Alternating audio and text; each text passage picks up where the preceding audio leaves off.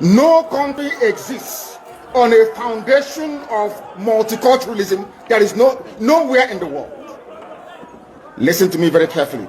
All this nonsense, even the crap that Coca was coming up with, telling you about diversity is our strength and all that rubbish. Allow me to repeat, there is no country on this earth that survives on a foundation or a bedrock of multiculturalism. It doesn't exist. That is why multiculturalism in Africa is dead on arrival. It can never work. Because we are tribal beasts by nature. We are tribal by nature. That is why we travel from wherever we are during New Year's, during Christmas, during Easter, during New Year Festival to go back home where we come from. Because that is where we identify with. Now let me ask the US ambassador a very simple question. Is United States of America a multicultural society? US that was created and built by Western Europeans. US was created, should I say, created by God, of course. Built by Western Europeans. Mostly English people that was fed up with the way of life of the English monarchy. They went to America on merry roads. I want to ask the US ambassador, I want to teach Africans what they don't know this evening. There is no country that functions on this multi-ethnic rubbish. Nowhere in the world. Not even the USA, that was created by people who are not indigenous to America. The owners of the soil of America are Native American Indians. That is a fact of life. God gave America to Western Europe to develop and gave them a special grace to be the beacon and the light and the conscience of the world. Because God knew that if he had left all these wonderful people in Europe, they would become contaminated. He removed them from Europe, sent them to America, built a wonderful nation as a shining light and a beacon for the whole world to look up to. Even that America that was built from scratch by people who are not indigenous to the land is not multicultural. Why am I saying this? America was founded on the principles of Judeo-Christian, Greco-Roman, democratic value systems. I repeat, America is not multicultural. They accommodate other races and other nations. Yes, they can accommodate you. But where you're coming into, the bedrock, the foundation of America is based on Judeo-Christian principles, Greco-Roman political ideology, which is republicanism. America is not multicultural. America is Western Europe. The value systems of Western Europe, Judeo-Christian, Greco-Roman, Republican governance. Had America been a multicultural society, they would have space for Sharia. I'm now addressing the US ambassador to try to tell them to stop deceiving people. We are educated, we went to school for a reason. We are enlightened and we have our brain intact. There is no country on this earth that runs on this wishy-washy multiculturalism. It doesn't happen. What you have are established order and value systems upon which various cultures can now coexist. If you go to America, you coexist under the provisions of the United States Constitution. And the US Constitution is a Christian constitution, not Islam. America is not multicultural, but under that bedrock of liberty and egalitarianism, you allow other cultures to come in. But first of all, they must swear allegiance to or take an oath to uphold the Constitution of the USA. That is something that the US ambassador never told the Janjaweed that went to visit her. The same way that Nigeria cannot function as a viable entity. Wole Soyinka knows what I'm talking about. I'm even sure somebody who claims he's learned, as Bishop Coker is, understands what I'm talking about. No country on this earth.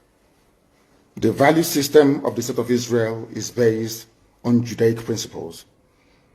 The value system of Russia is entirely theirs, it's based on theirs. It's the Russian way of doing things from times of the Tsar.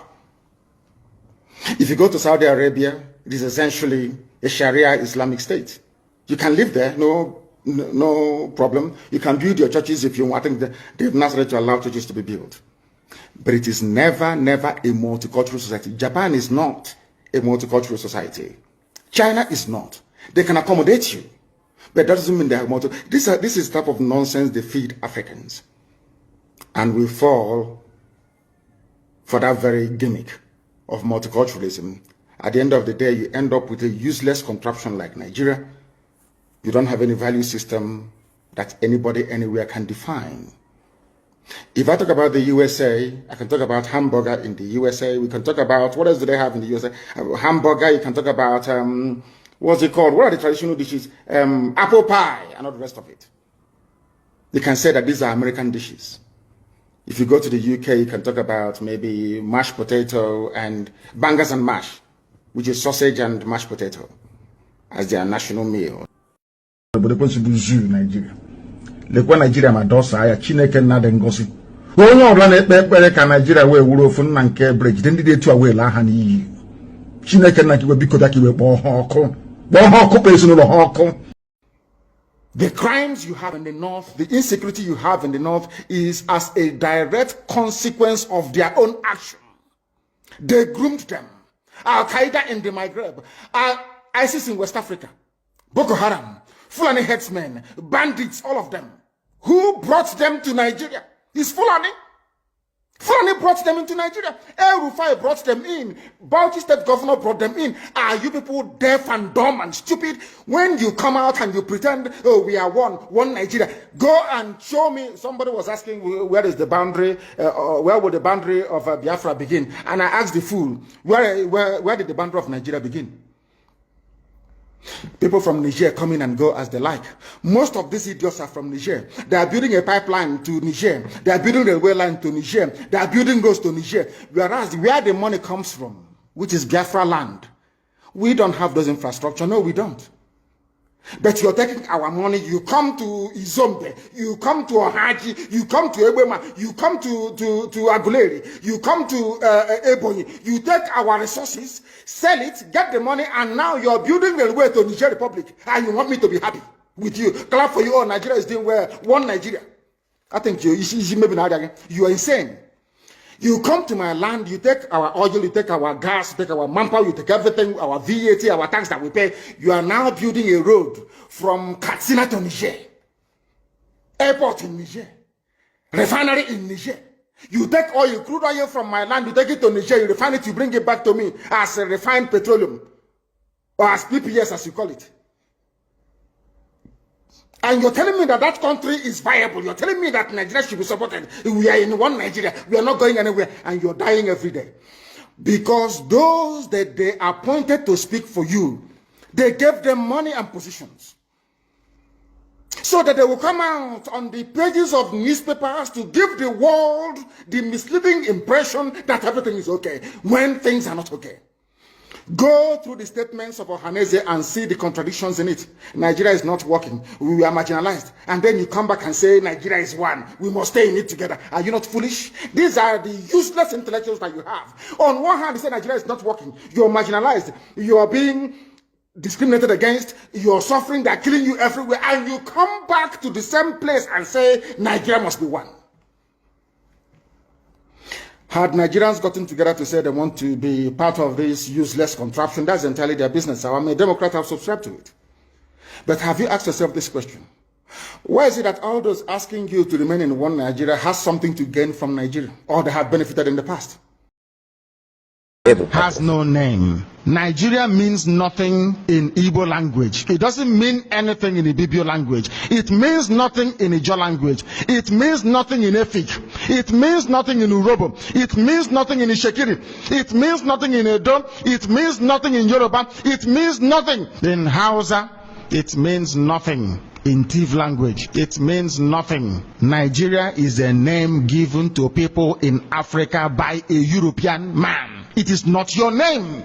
Can anybody tell us who formed Hausa? Can anybody tell us who formed Yoruba? Can anybody tell us who formed Fulani? They grew as a result of an organic process. When man tampers with the work of God, the nonsense happening in the zoo is what you receive. No. When you take the history of Nigeria, from the very beginning, when we were amalgamated, to the very beginning we became a nation, we got it altogether wrong. You bring in people of different culture, different beliefs, different socialization, different milieu, different outlooks, merge them together by force to form a nation. Yes. Thank you very much. Comes back to her because she said no other person. It is not possible. This persecution of the Igbo people, this orchestrated, almost global persecution of the people, stops with me. It cannot happen. It can never happen. That is why we do what we do. That is why I do what I do. I am campaigning for the freedom of my people because of the persecution that we are facing. It's as simple as that. Nothing more, nothing less. Yes. Thank you very much. You are serving under their flag, one Nigeria, and the Arabic inscription, or should I say the motto of Ottoman Danfodio, to tell you how foolish Nigerians are. You don't know that the Nigerian emblem, the army emblem of Nigeria, is the motto of Ottoman Danfodio that he used to conquer Hausa people. You don't know that it is there. That's what they're using. You're fighting under the banner of your country. It's not possible. This persecution of the Igbo people, this orchestrated, almost global persecution of the people, stops with me. It cannot happen. It can never happen. That is why we do what we do. That is why I do what I do. I am campaigning for the freedom of my people because of the persecution that we are facing. It's as simple as that. Nothing more, nothing less. The White House Post quotes President Trump's October 31, 2025, statement designating Nigeria a country of particular concern for religious freedom, citing thousands of Christians killed by radical Islamists and calling for immediate congressional investigation into the mass slaughter. This addresses documented persecution, with Open Doors reporting Nigeria accounts for nearly 70% of global Christian murders in 2024, over 4,000 deaths, primarily by Boko Haram and Fulani militants, displacing 5 million and destroying 9,100 churches. Reactions split along lines of support from U.S. conservatives like Senator Ted Cruz praising the action, Nigerian government denials of targeted genocide, and critics highlighting perceived U.S. inconsistencies in Middle East policies. The Secretary Rubio's post endorses President Trump's designation of Nigeria as a country of particular concern for religious freedom, highlighting the slaughter of thousands of Christians by radical Islamists and Fulani militias, with Open Doors reporting over 5,000 Christian deaths in 2024 alone amid escalating jihadist violence. The statement references Trump's directive to Congress for investigation, potentially leading to U.S. sanctions or aid restrictions, as urged by Representative Riley Moore and Senator Ted Cruz, building on Nigeria's long-standing status as the global epicenter of Christian martyrdom per international Christian concern data. Dear friends and lovers of freedom, welcome to Biafra Battle Cry TV, under the leadership of Nnamdi Kanu, IPOB leader.